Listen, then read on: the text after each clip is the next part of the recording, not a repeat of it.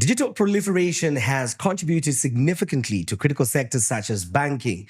And when we talk about the banking sector, you and I know very well that the sector's contribution to the Zambia's economy, not only on the fiscal side of things, but on general development, remains indelible. And today on the People Space podcast, I am privileged to be hosting the Chief Executive Officer of the Bankers Association of Zambia, and we will be looking at some of the milestones that this sector has made to ensuring that Zambia does not only achieve fiscal stability, but also achieves that macroeconomic restoration that has been the focus of the government.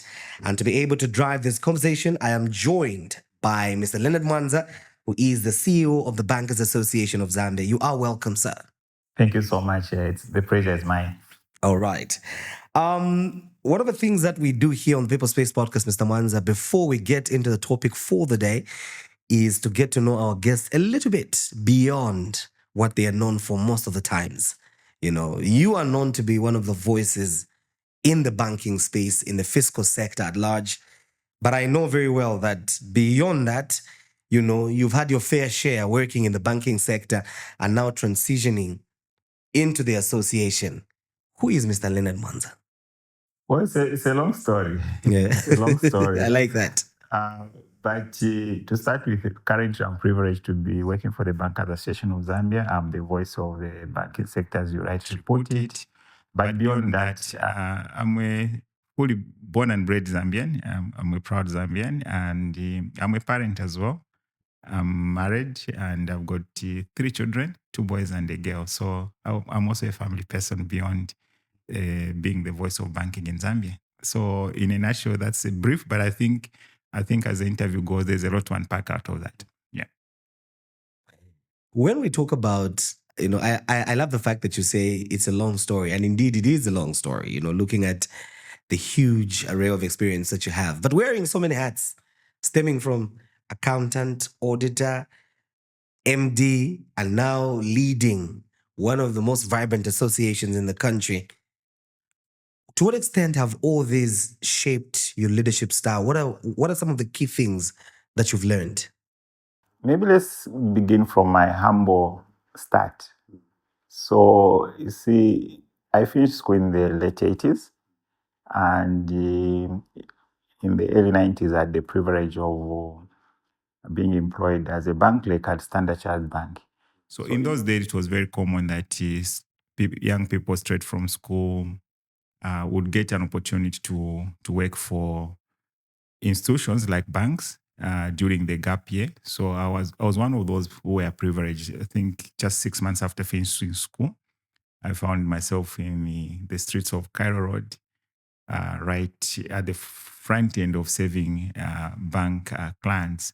So that's where my banking career started, in the humble environment of Standard Chartered Bank in the 90s. So during the time I was joining banking, banking was pretty manual. So it needed the boots and hands. So a lot of young people were being given the opportunity to learn the art of banking. So we are among the cohort of bankers, I would say, who learned the manual way of doing things.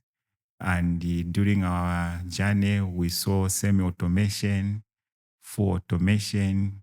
I think as up to where we are now, we are now into AI, we are into blockchain. So many things are happening in the space. So that was the beginning of my career. But I think we journeyed along and improved our qualifications. We became chartered accountants. Then we started moving around from front office, given a role, had head office in financial control then. And then eventually stepped out, went to another institution where we went into internal audit. I think what I liked about that is that I was too young, and I was now given the privilege of going around the country, checking how the branches were performing.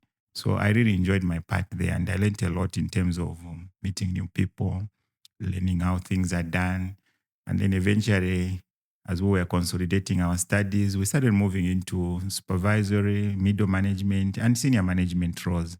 So I've held senior management roles at head of finance level. as you put it, as a managing director. And it has been an exciting journey, including now I'm still the CEO. We've done consultants along the way. So we've done a lot of things that have shaped us in terms of how we look at life, how we look at our journey of work.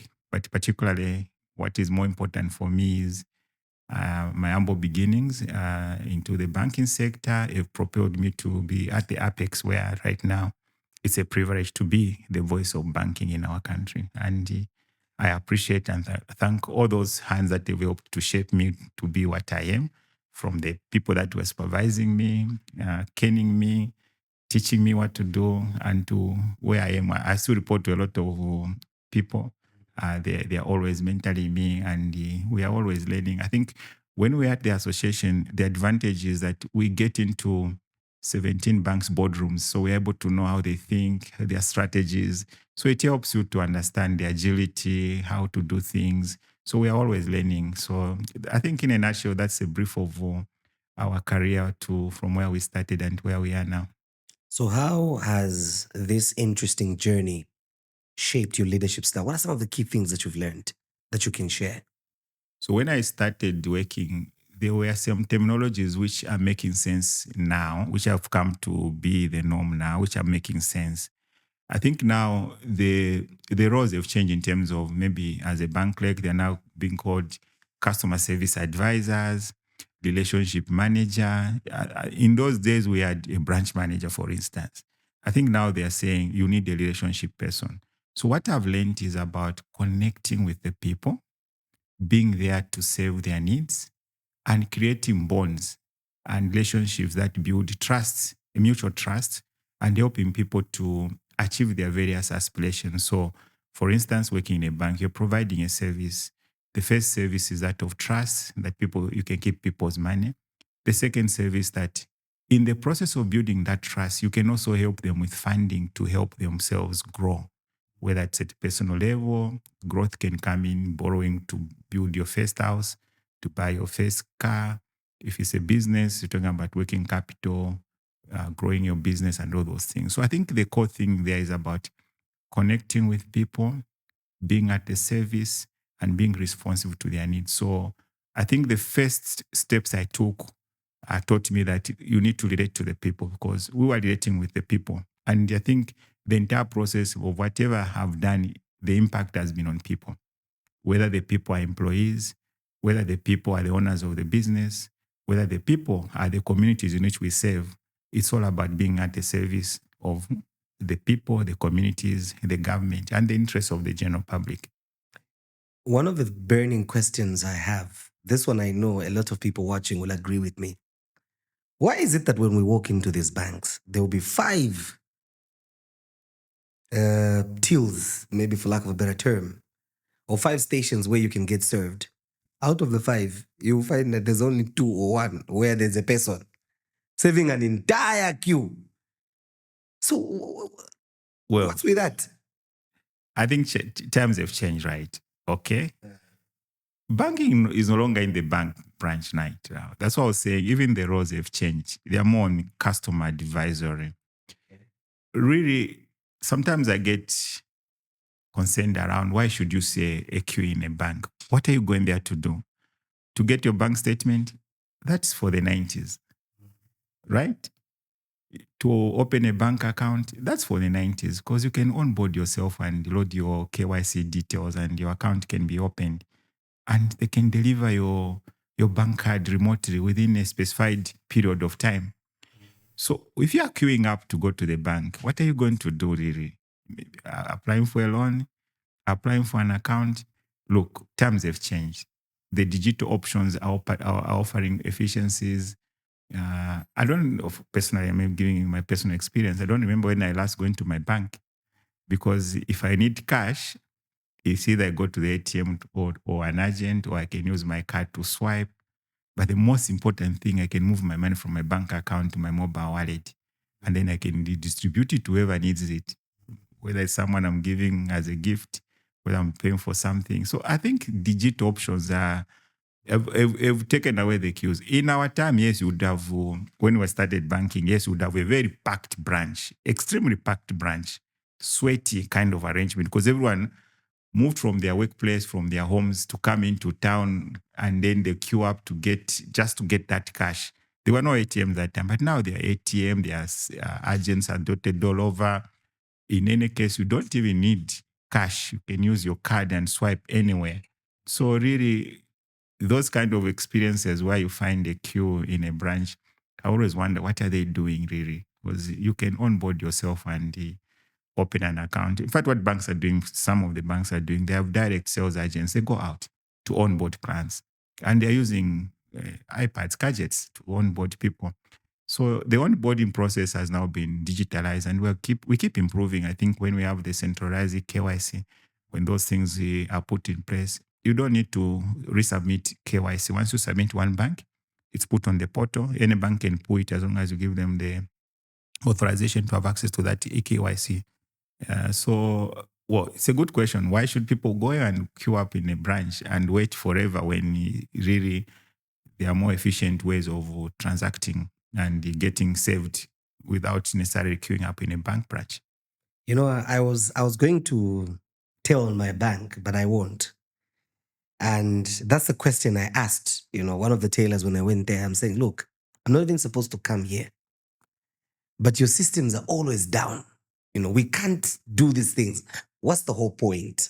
You're forcing me, who doesn't want to come here, to be here, But anyway, well, that's a conversation for another day. I understand you, but there will always be exceptions rather than the norm. Digital options sometimes are prone to failure. And those moments where they are prone to failure, I think proper communication protocols are always activated to notify the public that, well, we are down from this period to that period, bear with us. And I think take note of the communications that come from the banks. Once they tell you our system, this platform is not working, take them seriously, because perhaps it's just downtown. And then once they're working on, then I think, at least from my bank, I won't mention their name, they'll tell me their system is under maintenance from this period to that period, so this service won't be available. And when they're up and running, they'll say, now everything is fine, so then you can go back online. But they also will tell you, look, even if this channel is off, you can still use this other channel. So they will direct you where the systems are working. So I believe that's the general norm. Those bad experiences, yes, they'll always be there if you are fixated on one particular channel. But I think the channels are many. So many which can be explored. Exactly. Okay. Yeah. Anyway, I won't mention my bank as well, but they know that we always fight, because I want them to get better, for my sake. We exist at the Bankers Association to help you improve those customer experiences. And I think what we are working forward is to ensure that the entire ecosystem is as efficient as it can be. But obvious moments of downtowns will always be there. The question is, what do you do and how long does it take to ensure that the systems are back, and how to communicate to the public whenever. I think when you give the right information, you calm the nerves right, you give them, okay, we are off for now. People are bound to accept the situation for that period of time. But when the app's information doesn't flow through, that's when you create those problems, because then you start speculating, why is it that the system is down? What could be going on? But I think most banks have got very good communication protocols that ensures that their customers are informed on time. Nowadays, the communications are not using a loudspeaker. We get this notification, most of us at least, on our SMS notification, because I think all the banks' accounts in Zambia are linked to a mobile phone number. So whenever there's a challenge, most banks try by all means to do it, to communicate. So I would call those as exceptions rather than the norm. What are some of the milestones? I know that the Bankers Association of Zambia has become one of the most, not to blow your horn, of course, efficient but impactful policy advocacy institutions, that continuously advises government, engages relevant stakeholders to ensure that we have a healthy fiscal policy, architecture in the country. What are some of the achievements that, BAZ has been able to achieve from the policy advocacy side of things that you can point to and say, this, we engaged government, we're here? So the beauty about banking is that it is at the nerve center of the economy. It's the engine that oils the entire economy. people, farmers, people in the tourism sector, manufacturing, mines, they all converge towards banking. And it's either they are accessing the custodial services, transaction services, or advisory services, including access to funds that they need to expand their businesses, to grow, to improve their livelihood, and all those things. So we are in a privileged position in the sense that we are at the nerve center of the economy. And the role of commercial banks is basically solution-based. We are supposed to provide practical solutions. So when it comes to our advocates from, I must say I'm very privileged to work with all the commercial banks, and my direct interaction is with the bank chief executive officers. So over the years, I think I've been one of the most privileged persons who has been able to be exposed to the thinking and the skill set of highly talented people who have also had the privilege to work as CEOs in commercial banks and at various senior management levels in the various banks. So I tend to interact with the various kinds of people. And I must be very, very thankful in the sense that over the years, I've been privileged to work with talents from all over the world. As you know, it's just in the recent past that we are pushing the Zambianization agenda. I think in the past, a good number of bank CEOs came from all over the world. I've worked with the CEOs who have come from every part of the world, whether it's in the UK, India, Germany, West Africa, and South Africa, all countries across. So they bring this unique set of knowledge, unique set of thinking that has shaped the way we collectively as an industry look at what are the issues we need to advance in terms of our policy advocates from a legal point of view, from a policy point of view, from a regulatory point of view. Look, one of the biggest things that we've achieved as an association is that we've elevated our profile as a knowledge center.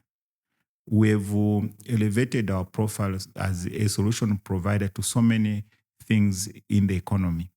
And because of that, we are always involved in any process of drafting legislations affecting the banking sector, policies affecting the banking sector, including regulations. I'm glad to say that behind the scenes, things you may not know, we are always the first place that any thought process starts. So, for instance, if the regulator, like the central bank, want to introduce a new policy, a new regulation, we are always fully consulted. And I must say, I'm very grateful to the leadership of the Bank of Zambia for this open engagement they have with us, because it helps us to critique certain processes before they come out into the public domain. So we're always given that opportunity to critique, to review the thinking of the regulator, the thinking of government, the thinking of anyone who is going to maybe bring up a new piece of registration. We appear before parliamentary committees. But even before we appear before parliamentary committees, we are always engaged. If it's a piece of legislation that is affecting the banking sector, they'll call us. This is our draft thinking. What do you think? Then my role is to assemble the best people I have. And I must always work with the best people. So I'll bring out the best people from the industry and say, here's a new proposed bill in this area. Let's now start from page 1 and read it up to the last page. What does it say? How does it affect our operations? Where we feel it is going to improve the operations, we quickly tick.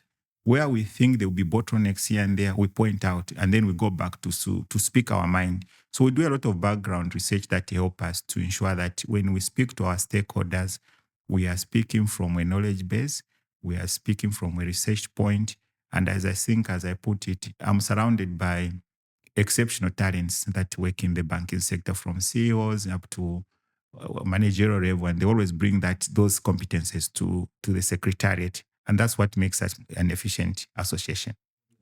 You are watching the People Space podcast, and today we are obviously looking at the banking sector, the role that it plays in ensuring that Zambia achieves the goal of fiscal stability. But not only that, How does the banking sector contribute to the overall growth of the Zambian economy?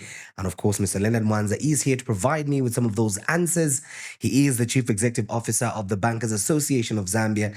And to those of you that would like to win yourself some amazing and fantastic prizes, such as the t-shirt that I'm wearing today, obviously branded the People's Space, and other amazing memorabilia that you do not want to miss out on, all you simply have to do is be interactive on the People's Space podcast platforms, that is Facebook and YouTube, under the handle the Center for Trade Policy and Development, CTPD Zambia, on Twitter and TikTok, and of course other platforms. If your comment garners enough traction or reactions, you might just be that lucky winner that will walk away with some amazing prizes.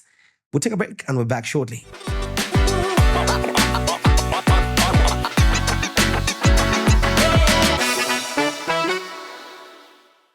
Welcome back to the People's Space podcast. Today, I'm privileged to be joined by Mr. Leonard Mwanza, all the way from the Bankers Association of Zambia.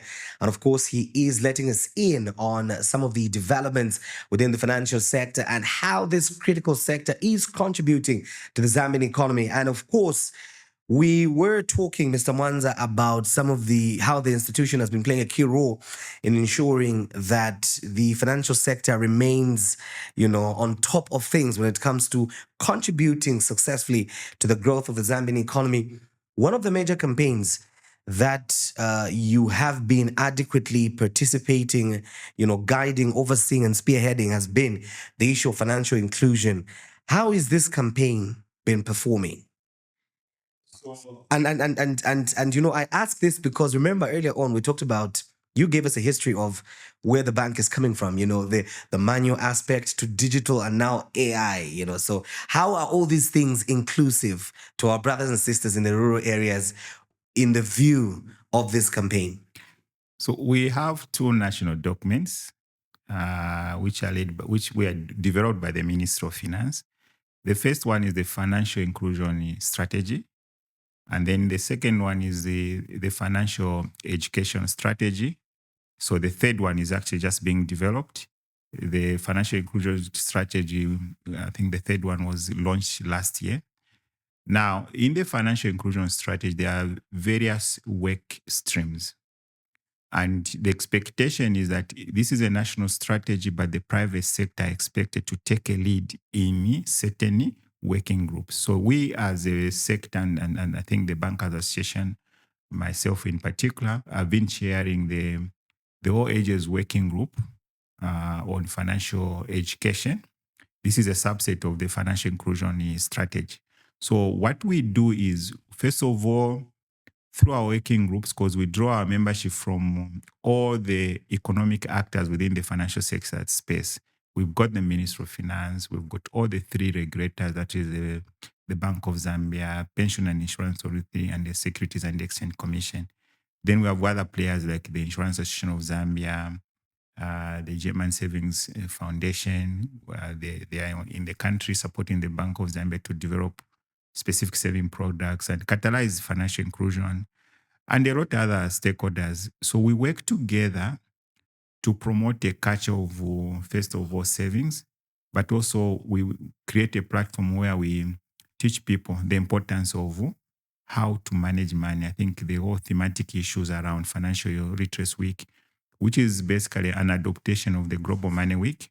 So every time the Global Money Week holds this events around mid or end of March, so they develop a theme which then we customize and localize based on our environment. So we teach people the importance of savings. We teach people the importance of understanding the various products that are available in the financial services sector. So we're not limited to commercial banks. We're looking at what are the products in the commercial banking sector, the non-banking financial sector, the fintechs, mobile money space, the pension and insurance, and the capital markets. So we hold hands and we ensure that we beat the drums louder around the availability of these products, but also create teachable moments on how people can manage their money. I'm glad that I think over the years, we've been sounding the beat around financial literacy, not just to people who are going to school from early learners, I think we take from early learners up to secondary school, the marketeers, the SMEs, the farmers, there are various interventions. And one of the things I can positively point to is that what started as the Chilimbas or village savings groups have now grown into formidable savings groups in our country. And I'm aware that under Silk, almost every week or the other week, a lot of women across the country, in various parts of the country, they do meet where they share tips on how to save, how to manage money. Now, for us now as a commercial banking sector, we come in and basically, first of all, we want to speak to our members to develop products that respond to the needs of the market. Before we hyped up all these financial literacy campaigns, the issue was, did we have real savings accounts in our market? I think I'm glad to say we now have pure savings account. Obviously, there are terms attached to that. And I'm glad to say you can now even save using digital platforms. I think if you go on your mobile money, there's an option for you to save your money. We want to improve even the mobile space to ensure that people can actually participate in the buying of bonds, people can participate in the buying of shares. For insurance, I think we are now using our mobile money because you can sign up for your funeral policy or any other policy, and then you can do your monthly payments using your mobile channel. So that's what we do in terms of ensuring that, first of all, we increase the knowledge and understanding of financial services and products. We encourage market players to develop products that are responsive to the needs of the general public across the various sectors, pensions, investment in capital markets, and then the banking sector. So that's what we have been doing. Just still on the same, we know that right now, one of the flagship policies that government currently is implementing is the Constituency Development Fund. Has this perhaps helped to increase access to banking services? So maybe before I come to that, I think one of the key achievements on financial inclusion is that the number of inclusivity has been growing. Obviously, in the recent baseline study that was done in 2020 pointed to a very high growth in terms of mobile money usage. So our financial inclusion levels are now at 69.4. Our target was 80%. We hope we have reached that 80% because there's an ongoing FinScope review whose results are expected to come out in the course of next year. So I think as we get into next year, we'll have a much more fresher numbers around how far we've gone in terms of financial inclusion. Now, coming back to the CDF. So the CDF is doing a number of things. First of all, it's about localized development. Sitting from where I am, I'm seeing very beautiful schools being built, very good clinics being built, some police posts being built within the localized community of the constituents. So I think roads being done and improved on. For me, that's a plus in the sense that the community now are able to point out their specific needs, and they've got funding from central government which go towards the infrastructure needs. The second tier was to improve the skills of the people that then should be relied upon to do those major projects. I think the skills aspect of builders, the skills aspect of electrician and whatever, that's what is important, because that's what leads into the next phase of those people needs to be supported with city capital. But I also know there's a grant component around, I think, small grants to marketeers so that someone is kept busy and they're able to make some money to feed their families. But I think one of the other good things is that for those that are not able to have enough money for school fees, I think there's a component. These are community identified vulnerable children who are supported under the CDF to go to school as part of the ongoing government free education policy. So I think the missing link is around how do we support the local businesses to take advantage of the localized opportunities, the localized developments. So yes, indeed, we continue to mentor, especially the people, the recipient of the various CDF interventions like loanees in terms of how to manage those funds, how to manage their businesses. So the current structure has been that banks have been more or less like fund managers. They receive and keep the money. But in terms of the entire loan approval process, that is within the councils, but within the constituent development committees, I Yeah. So talking about what you just mentioned, the banks playing the role of fund managers, I've always been of the view that maybe banks should be given not only to just be managing the funds, but administrating the funds, because I say this from the struggles that I've seen with the administration of the Constituency Development Fund. And basically, this question is coming from how we can make it better. There's been challenges with the issue of loan recoveries, which the banks do well. There have been challenges with the issue of making sure that some of these investments, the capitals and all these things, don't you think banks must perhaps be given a much bigger role with regards? Of course, it's not in your place to say, yes, they should. But don't you think it can work better like that? So I think I'm not putting you on the spot. I appreciate it. We are always learning. So the intention of the CDF was that people are given loans and they repay back so that these funds are revolved within the communities so that others can also benefit. Even those that may have paid off can scale up. That is the intention of CDF. It's a very good intention. So I think we have picked up lessons around the original intention perhaps not working as it should, because there are some, I believe, who may have borrowed who are having difficulties to pay. The question is, what are the underlying reasons why they're failing to pay? Could it be froze loan approval processes? Could it be other challenges? I think we need to document those challenges, and then we can say, how have the others done better? For instance, learning from the banks. How do the banks at least manage to lend and at least ban? Most times they do to collect, and if they don't collect, there are processes they undertake to ensure they recover, to protect the asset base, to protect depositors' funds. That's what banks do. So I think we've picked hard lessons here.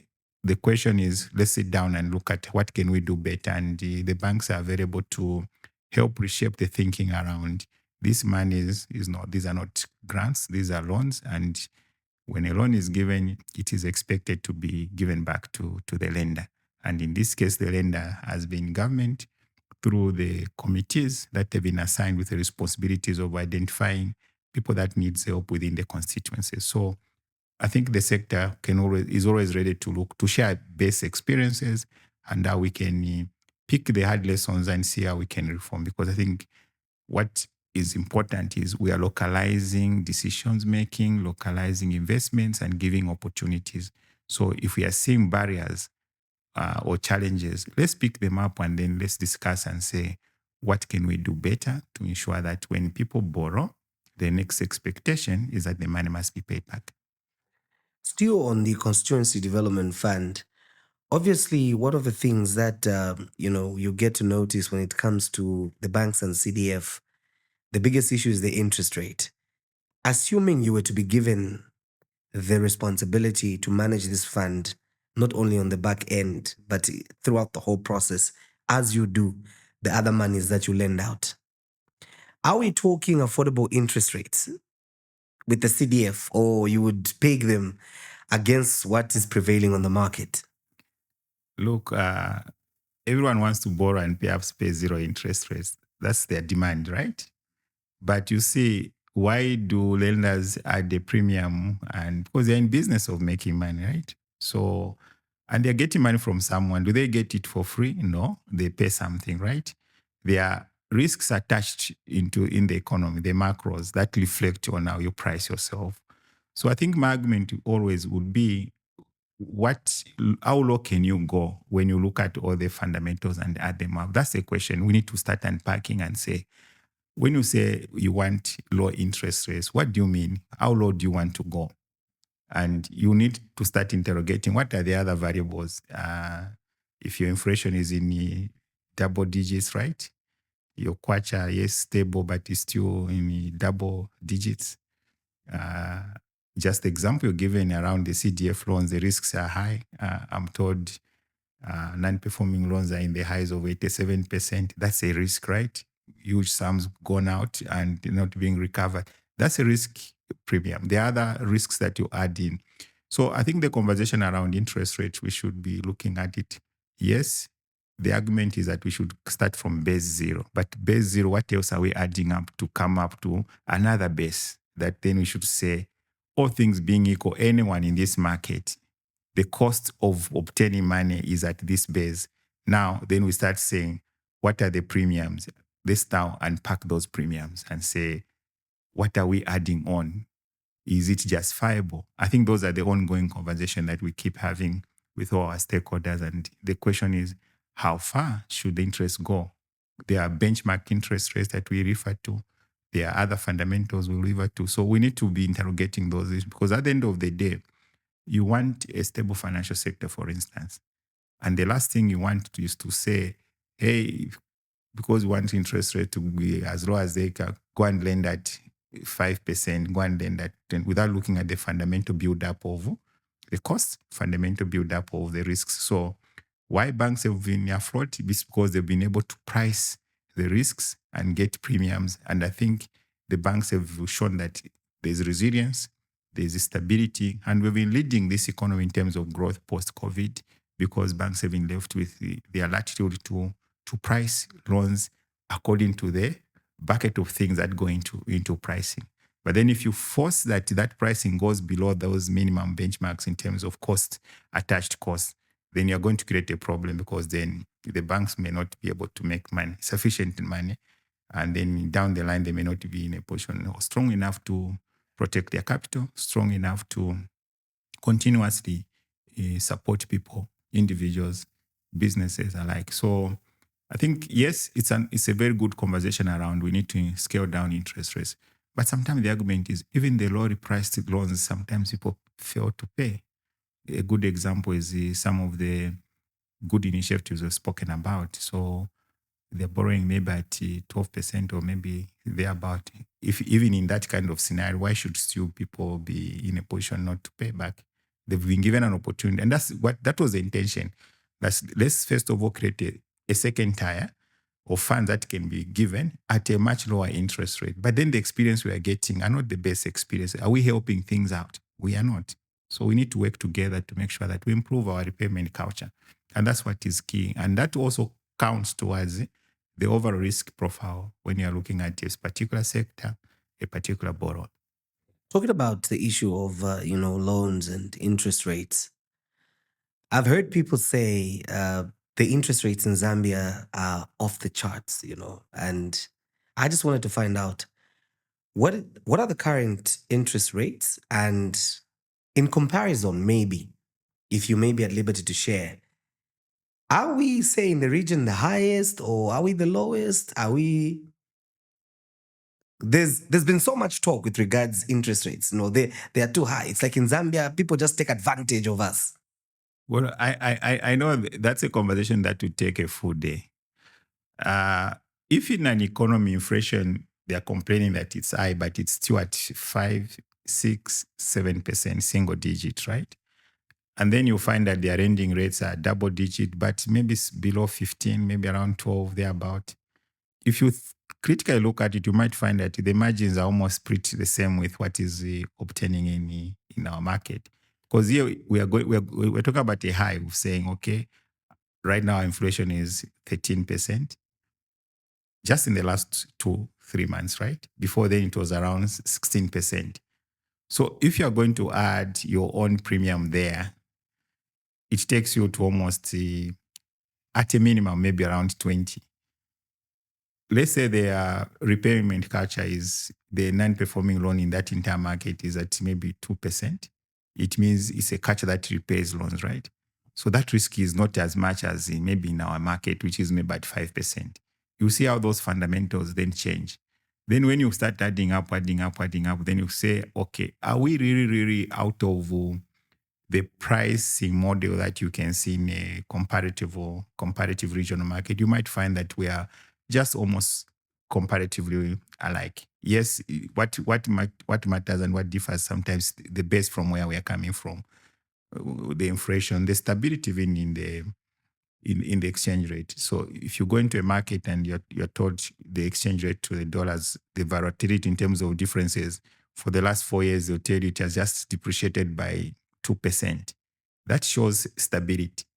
And then when you come into your market, you say for the last 3 years, on average, your exchange rate has depreciated by 30, 40%. It tells you a story around how some of these quotes build up in terms of where we come to. But I think for me, the most important thing is that these prices must reflect protection of people's money.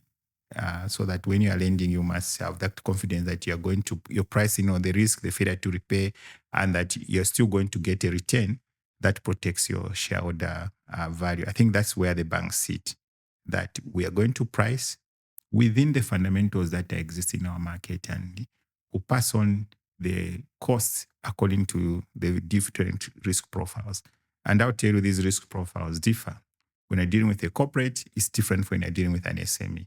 If you're dealing with an individual, it's different when you're dealing with a marketeer. And so an individual is in employment and someone who is in self-employment, maybe they're doing their own business. So the risks differ. But as I said, it's a conversation that will take all day, because then you have to unpack and say, where are these other fundamentals in this market?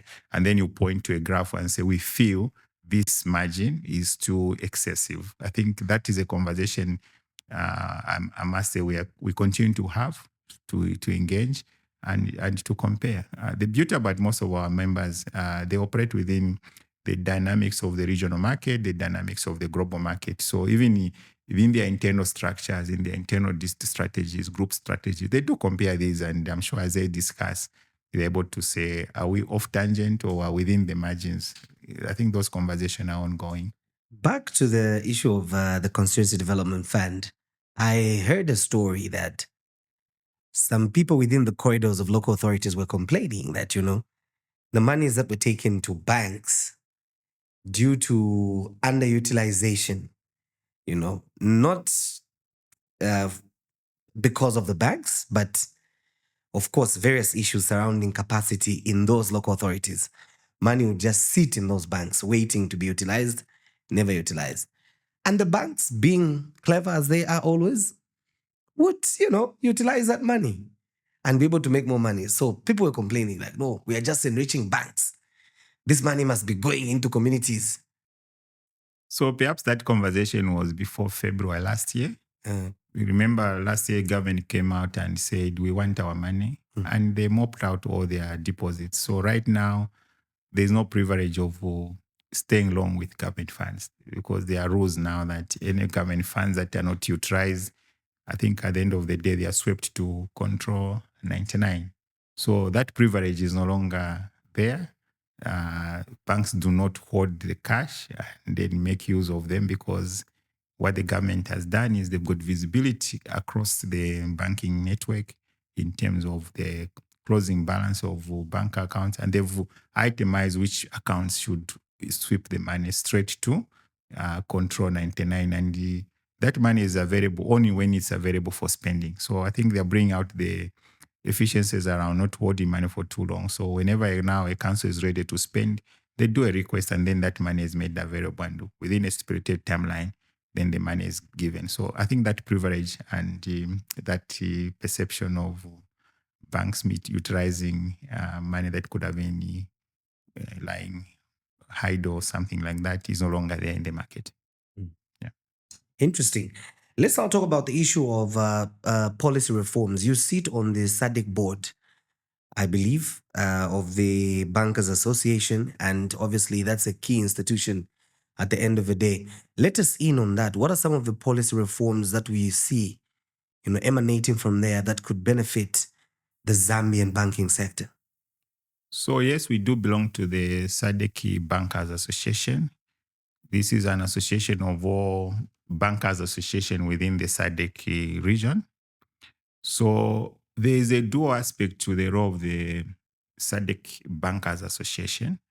One is that they take out regional issues, initiatives, and any alignments to the voices or to the thinking of there's a committee called Committee of Central Bank Governors, which also sits for all the central bank governors in the region.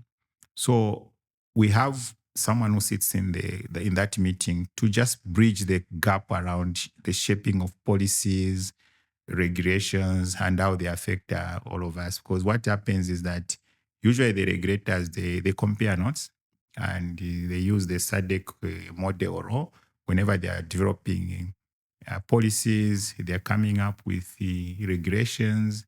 So what does the SADC Bank Association do is it basically brings us together so that we have one voice where we speak about what are the issues happening in our market, how are the regulators shaping the thinking of the banking sector. But I think the most positive side is we are pushing towards regional payment system integration. And we've done well for the high value payment stream under the SADC. We've got the what we call SADC, the SADC RTGS. So there's a payment system that is switched through all the central banks. I think the settling central bank is Reserve Bank of South Africa. So you can actually move money within the SADC region using the SADC RTGS system. And it's been working well and competing with the traditional established payment channels like SWIFT. So that is just for the SADC. And I think it's being used as a good example of regional system payment integration. We are now swiftly moving to creating mobile payment channel. We'll be calling it the TCIB. This is a transaction cleared on an immediate basis, mainly to help cross-border traders use mobile money transactions. So there's a ongoing project in Zambia. Once it is rolled out, we hope that as people go to South Africa to do trade, instead of carrying cash in rands, they can actually use their mobile money and transact with their counterpart across the borders so that we can promote regional payments trade. So the SADC region is like a springboard to promote those regional payment system integration. And I think we've been cited as one of the best performing region in terms of, especially on the high value payment stream. And now we're going to the low value payment stream.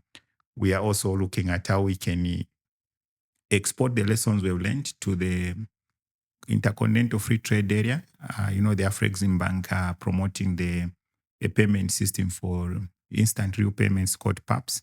So we are also looking forward to seeing how member countries can encourage their banks to participate in the PAPS payment channel so that we have an intercontinental free flow of trade, but also a payment channel that is more efficient and real time. So it's more of like an instant payment system. The way you see your mobile money transactions, that's what we want to see within SADC region. That's what we want to see within the general bigger picture of the intercontinental free trade area.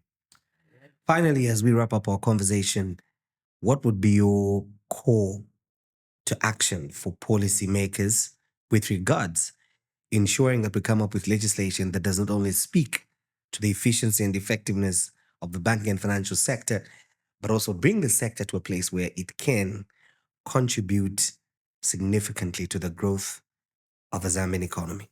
So I think one of the key things is financial sector stability. And I think the central bank has been doing their best to ensure we have financial sector stability. Look, we haven't had a major systemic failure within the financial sector. You've seen the financial sector posting growth. And I think that growth is also translating into the general growth of the economy. So I think financial sector stability is key, because once you have financial sector stability, then you empower the banks to ensure that they continue supporting the growth agenda, growth at household level, growth at business level, growth at various sectors. Yes, there could be challenges here and there, but I think the key out of it is financial sector stability, obviously complemented by the fiscal stability as well. We need fiscal discipline. We need to ensure that the two are balancing up so that we have a stable macroeconomic environment. I think I look forward to a scenario where we can go 3 years and say our inflation has been within this band, or we brought it back to the target band of 6 to 8%. I think then would have assumed a lot of things. I'm looking forward to a situation whereby the exchange rate moves either into single digit or higher double digits, and it's stable for the long haul so that people are able to plan long term. And that will speak to the key concern around the lending rate. So we need to ensure that there's financial sector stability, macroeconomic stability. And once we stabilize all these fundamentals, we can then start pointing to real growth in the economy. And that we need to have growth that is sustainable, not a growth in 1 year, the following year you go into a trough. You need sustainable growth for close to a decade of above 6-7%. So up to 6% inside this year. Can we sustain it for the next decade and improve all the macros? Is very key to the banking sector, and I think very key to everyone in the economy. Thank you very much, Mr. Mwanza. You're welcome. So that has been my guest, Mr. Leonard Mwanza, all the way from the Bankers Association of Zambia. And of course, we've been discussing the banking sector, its contribution to the Zambian economy, how it can also help key policies such as the Constituency Development Fund to be able to be administered effectively to the benefit of the majority Zambians. And of course, we've learned quite so much about why even some of the interest rates are high, as has been the question for the majority of people. As we get to wrap up our conversation, I just wanted to remind all of you that you still can be among the lucky winners who can walk away with things such as t-shirts, mug cups, branded accessories. We're talking about hoodies. Now it is cold, You can be among the people that walk away with all those beautiful, fantastic prizes. But all you simply have to do is make sure that you remain interactive on our platforms, on YouTube and Facebook under the handle the Center for Trade Policy and Development, and CTPD Zambia on TikTok and Twitter. If your comment on any of the episodes of the People's Space podcast gathers enough traction, reactions, or comments, you might just be that lucky winner. So let's get talking, let's get interactive. For me, Winston Mavoro, thank you and see you next time.